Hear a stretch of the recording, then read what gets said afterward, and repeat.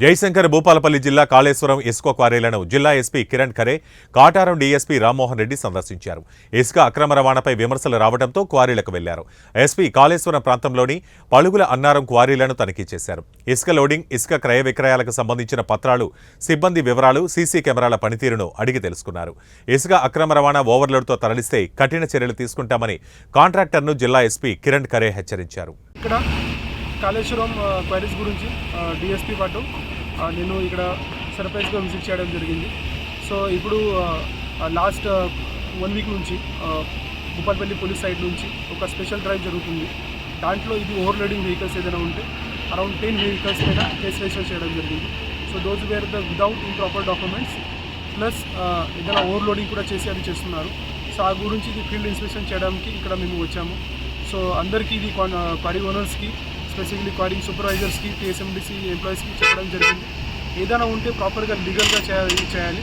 ఏదైనా విదౌట్ వే బిల్స్, తర్వాత overloading, extra buckets అది జరిగితే ఖచ్చితంగా పోలీస్ సైడ్ నుంచి స్ట్రింజెంట్గా యాక్షన్ మేము తీసుకుంటాం. తర్వాత పోలీస్ సైడ్ నుంచి కూడా ఏదైనా చెక్ పోస్ట్ ఉన్నాయి, లైక్ గంగారాం చెక్ పోస్ట్ ఉన్నాయి, తర్వాత వేడింగ్ దగ్గర ఏదైనా చెక్ పోస్ట్ ఉన్నాయి, అది ప్రాపర్గా మేము ఇంకా స్ట్రెంథనింగ్ చేసి అక్కడ పోలీస్ కానిస్టేబుల్, పోలీస్ ఫోర్స్ కూడా మేము పెడుతున్నాము. సో మీకు కూడా ఏదైనా ప్రజలకి ఏదైనా ఇల్లీగల్ శాండ్ మైనింగ్ గురించి, తర్వాత వితౌట్ వే బిల్ గురించి, ఓవర్లోడింగ్ గురించి మీకు ఏదైనా ఇన్ఫర్మేషన్ వస్తే ఖచ్చితంగా మీ డయల్ 100 పైన కాల్ చేయండి, కన్సర్న్ పిఎస్కి చెప్పండి. మేము ఖచ్చితంగా భూపాలపల్లి సైడ్ నుంచి మేము స్ట్రాంగ్ యాక్షన్ తీసుకుంటాం.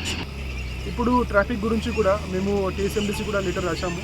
సో దాంట్లో ఇది ఎక్స్ట్రా ట్రాఫిక్ మెంబర్స్ ఇక్కడ పెట్టాలి, ఆ గురించి కూడా మేము చెప్పడం జరిగింది.